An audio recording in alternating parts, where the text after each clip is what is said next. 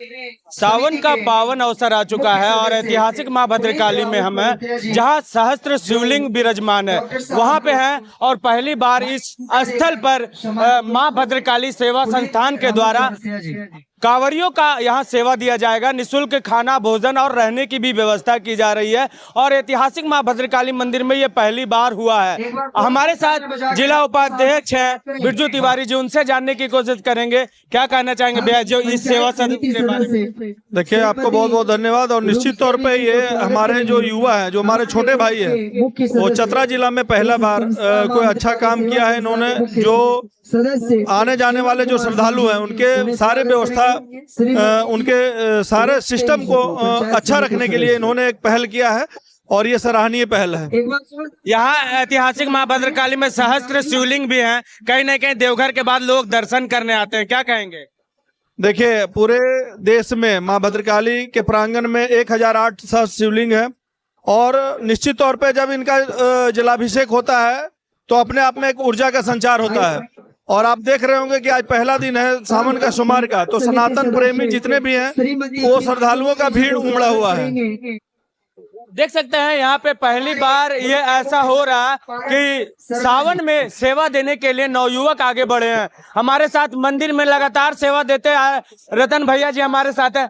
2 word नवयुवकों के लिए भैया। बहुत अच्छी पहल है और नवयुवकों को हम लोगों का पूरा सहयोग मिलता रहेगा। मां से कामना करते हैं ये सफल होता रहे। ये कहीं ना कहीं माता भद्रकाली मंदिर में पहली बार हो रहा है और यहाँ पे कई नवयुवक हैं, नवयुवक जो यहाँ पे इस कार्य को करने में सबसे आगे है। सच्चा में देखिए सभी लोग यहाँ प्रमुख मैडम भी आई हुए हैं और यहाँ पंचायत समिति भी, सभी जन प्रतिनिधि यहाँ पहुंचे हुए हैं, लोग पहुंचे हुए हैं। और यहाँ पे जिस तरह से विधि व्यवस्था की जा रही है, दिन पर दिन अब यहाँ पे श्रद्धालुओं के संख्या और बढ़ेगी इस मैसेज के द्वारा। कुछ लोग हैं भैया जी, इनसे जानने की कोशिश करेंगे। भैया जी क्या कहना चाहेंगे, जिस तरह आप लोगों ने ये सेवा भाव से सोचा है, किस तरह से आगे बढ़ाना है इसको? बस सब बड़ा से लेकर के छोटा का आशीर्वाद से हम लोग स्टार्ट किए हैं और इस वर्ष ही नहीं, आने वाले हर वर्षों में जब तक हम लोग सक्षम रहेंगे इस कार्य को करने के लिए, तब तक इस कार्य को करते रहेंगे। और हर साल इसको एक अलग स्टेज, अलग ऊंचाई की ओर इसको हम लोग सारे सदस्य मिल करके लेकर के जाने का कोशिश करें। एक चीज हमें बताइए, आपके सेवा में क्या क्या है? क्या कांवरियों के लिए, क्या श्रद्धालुओं के लिए विशेष है?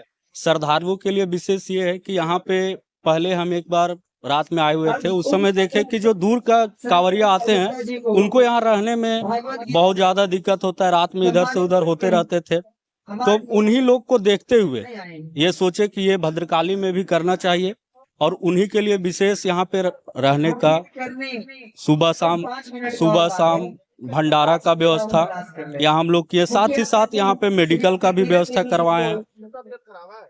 यहाँ पे आदमी आ करके रहें, अपना आराम करें, पूजा करके खाना खा करके फिर वो अपना आराम से घर प्रस्थान कर सकते हैं। ये सेवा आप आज तक देवघर में देखे होंगे, बासुकीनाथ में देखे होंगे, लेकिन ये सेवा अब ऐतिहासिक मां भद्रकाली मंदिर में भी आपको मिलने वाली है। और ये नवयुवकों की टोली है, थोड़ा सा दिखा दे, ये नवयुवकों की टोली है जो इतनी अच्छी सोच लेकर ऐतिहासिक मां भद्रकाली मंदिर में आगे बढ़ रही है। तो कहीं ना कहीं ये सोच जो है और भी आगे बढ़ेगा और आने वाले समय में कई ऐसे भी जनप्रतिनिधि होंगे, ऐसे समाज सेवी होंगे जो इससे जुड़ना चाहेंगे और इसे और भी भव्य और भी सुंदर बनाने की कोशिश करेंगे। क्योंकि जो देवघर जाते हैं वो कहीं ना कहीं सहस्त्र शिवलिंग ऐतिहासिक मां भद्रकाली मंदिर में दर्शन करने जरूर पहुंचते हैं। भैया जी हैं, उनसे भी जानने की कोशिश करेंगे। भैया कैसा लग रहा है यहाँ पे जो नवयुवकों के द्वारा ये किया जा रहा है?